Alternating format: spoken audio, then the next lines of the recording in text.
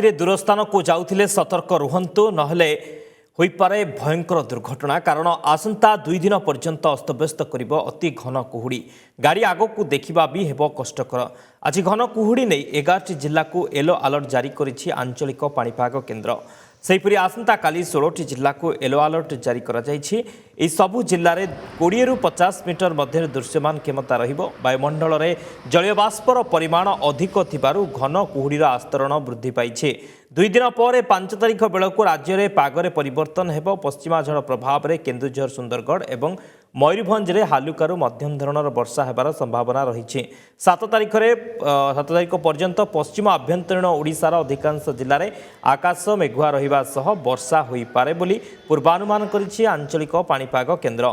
तेबे आसंता 5 दिन पर्यंत तापमात्रा रे कौनसी परिवर्तन हेबा संभावना नथिबा बेले परवर्ती समय रे स्वाभाविक ठारू 2 रु 3 डिग्री पर्यंत तापमात्रा बढ़िबो बोली आकलन करा जायछि।